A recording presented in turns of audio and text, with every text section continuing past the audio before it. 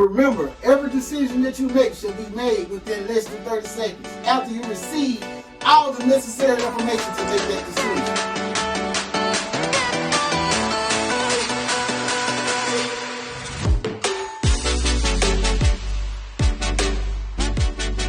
What's up, ladies and gentlemen? We're back again for another episode of Likeable Figures. And you know we here to see you do better and be better. And in this episode, we're going to be going over some verses.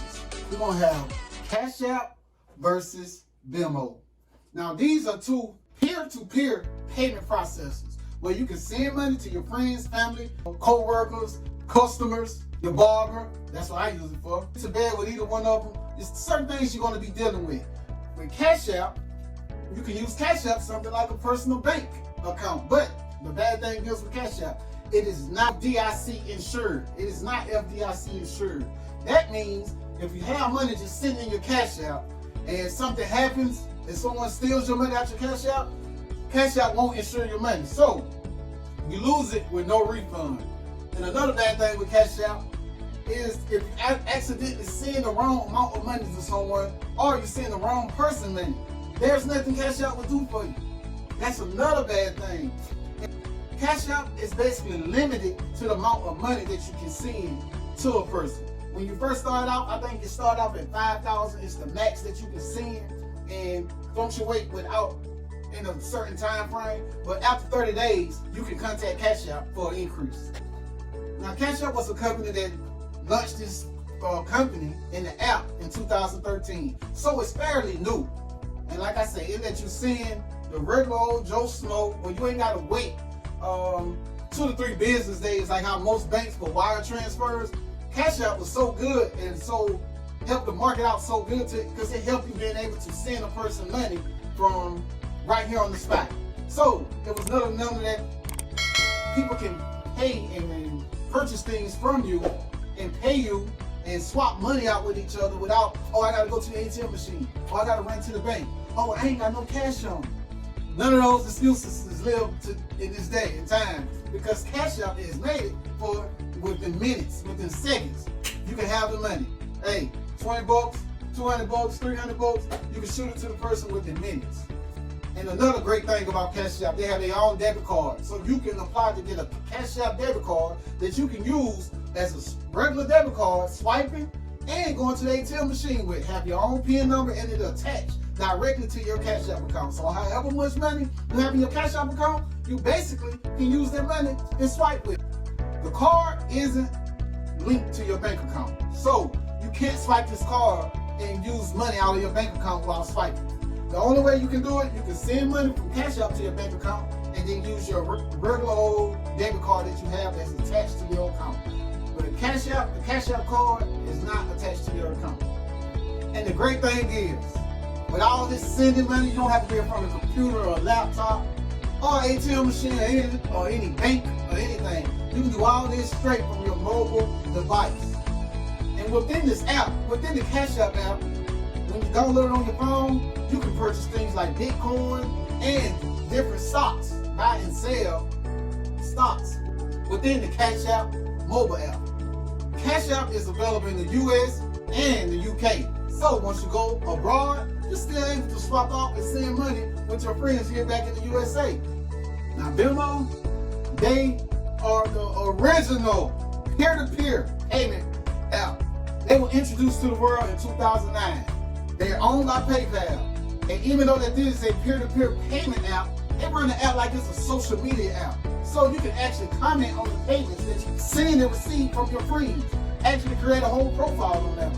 And similar to Cash App, they let you send and receive money from other Venmo users. Now, you got to have Venmo to send Venmo. Same way you got to have Cash App to send Cash App. Neither company has swapped and let their users send with the opposite users. If you ask me, that will be phenomenal, and it can work in both of their favors if they were to do it because you can actually combine your customers. They also have a Venmo debit card that you can use at an ATM machine and local merchants to swipe it. But this one thing that Venmo has that they offer eligible users, that means they're running your credit, a chance to get their Venmo credit card. Now, you say, why would I need a Venmo credit card? With this Venmo credit card, they actually let you earn cash back.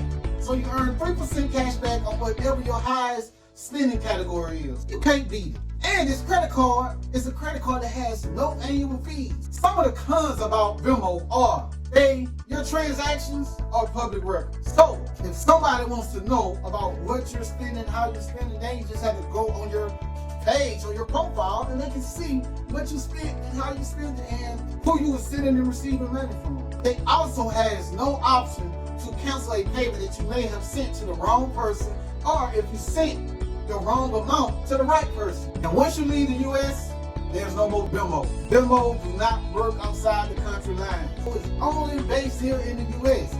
How have you been around since 2009 and you still just based in the US? Come on, Venmo. They let you know on the website. They are not a bank. So guess what? Since they're not claiming to be a bank, guess what else they don't have?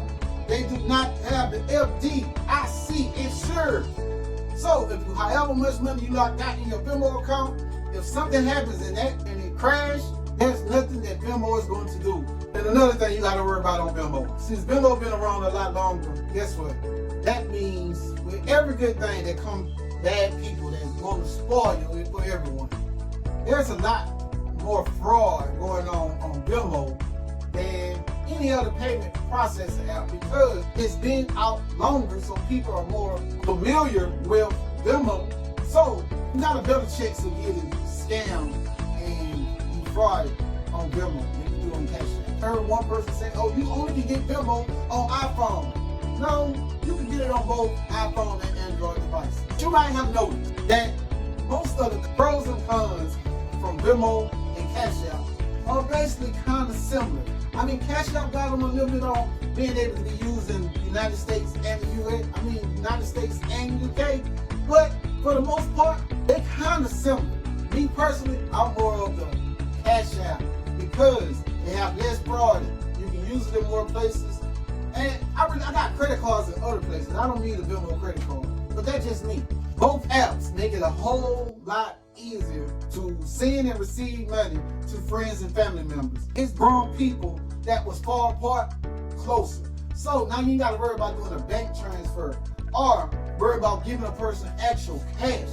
That's why I can see that society will be going closer and closer to a cashless society.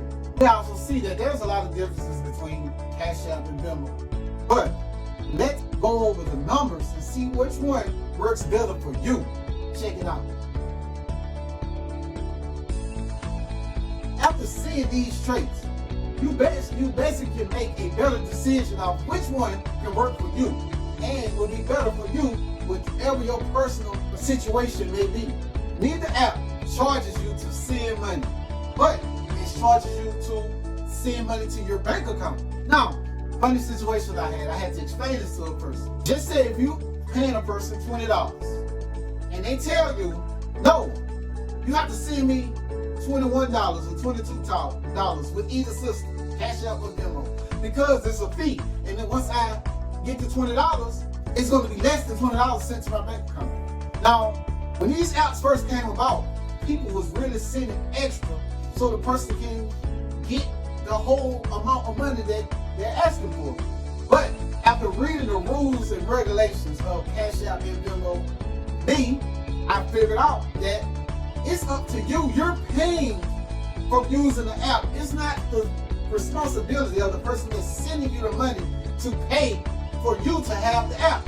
No, if you got the app, you have to pay for it for yourself. So, with that being said, that's when you're sending the money to your account. If you're doing it within minutes, that's why you have to pay the fee. Now, if you're looking for a credit card, of course, go with Venmo because they the only one that offer an actual 3% cash back Visa credit card. Now, even though neither one of these are FDIC insured, they both use bank encryptions to keep your money safe. So, even though it can be fraud, they do things and take precaution to try to keep your money as safe as possible. So, no matter which app you choose to go with, you should feel very confident that your money is A1 safe and sound. Each app has Face ID on it, so you can basically run your app using your face. Now, once you send money and receive money in Cash App, once you actually got the money in that Cash App account, even though that this is pretty secure, but from likable figures to the subscribers out there in YouTube land, try to keep money in this Cash App or Venmo account down to a minimum. Try to get it transferred to your bank account as soon as possible.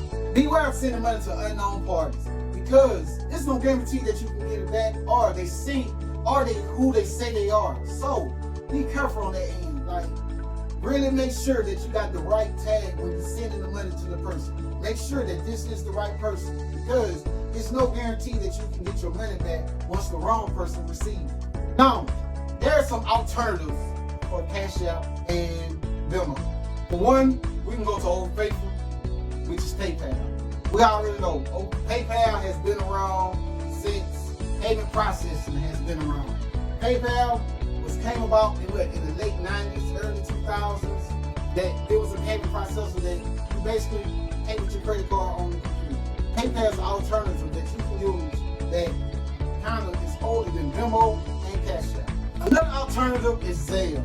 Zelle is another peer-to-peer money transfer app. Now, you can download it as an individual standalone app, but it's going to try to integrate itself with your bank account. So, if you got banks like PNC and some other small banks, Zelle works wonders with those because they're integrated. So once they integrate, you can actually go to your banking app and send money with Zelle through your banking app. Unlike Cash App and Venmo, you cannot keep a balance in Zelle. Any money you do receive through Zelle, it goes straight into your bank account that is integrated with. Zelle integrates with over 1,000 banks, from Wells Fargo to Bank of America. And those are two different. So if you got any of the larger banks, Zelle is going to work wonders for you, because Zelle lets you transfer money straight from your bank account to another bank account. Okay, there you have it. It wasn't so bad, right? Now, since we're at the end of the video, I hope that you came up with a decision of which way you want to go. Whether it's going to be Cash App or it's going to be Venmo. Both apps are easy to send and receive money. Remember that. They have a lot of similar features.